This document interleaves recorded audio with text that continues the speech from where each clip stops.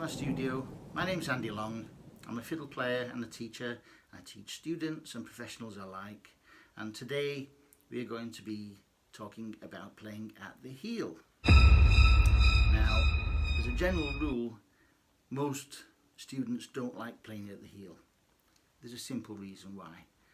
It's because it feels awkward.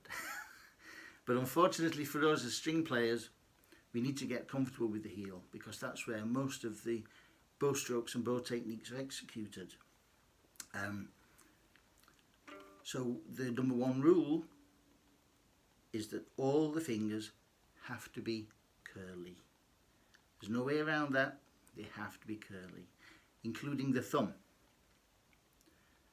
If I have the thumb bent inward like that, there's nowhere for the bow to go. See, there's nowhere for the bow to go.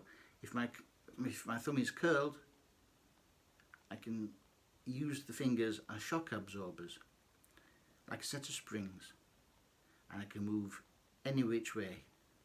There we go. So it's absolutely vital that we get used to playing at the lower half. There are no fast fixes here, but we can be comfortable pretty efficiently and quickly if we just use these rules. So fingers curled. Now, I also don't like the term bow grip. I like to call it a bow hold. As a matter of fact, I hardly hold the bow with my fingers.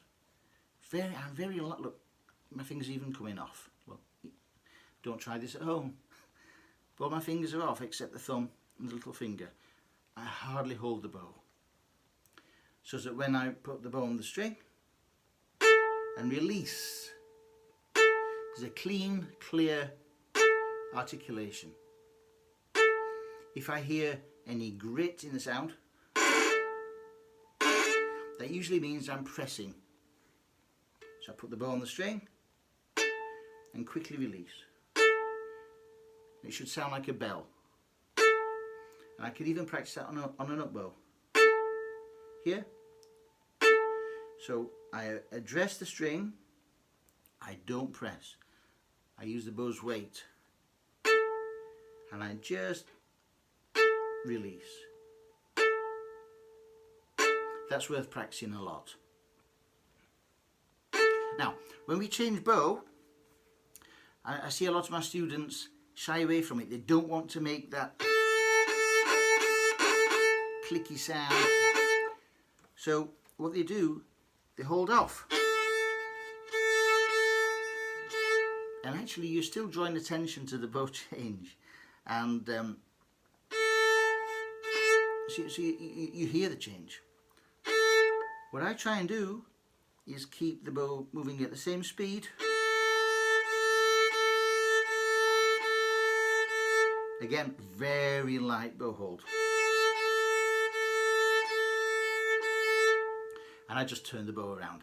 Just as Milstein said, the bow goes up, then it comes down. I've seen all sorts of teachers talking about figure of eights, making things incredibly complicated. Not for me. At some stage, the bow has to change direction. From up bow to down bow, and from down bow to up bow. There's no getting around that. That's a simple fact. At some point, the bow has to stop, actually. So we just want to minimise the stop.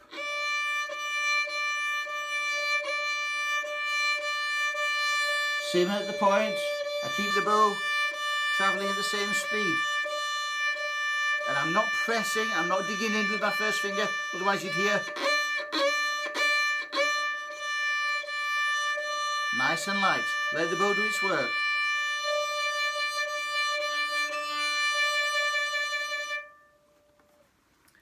If you need any more information about this, you're very welcome to drop me a line and we can maybe have a one-to-one over the internet and talk a bit further. Why not drop me a like? Drop me a subscribe as well, and I'll see you next time. Good luck.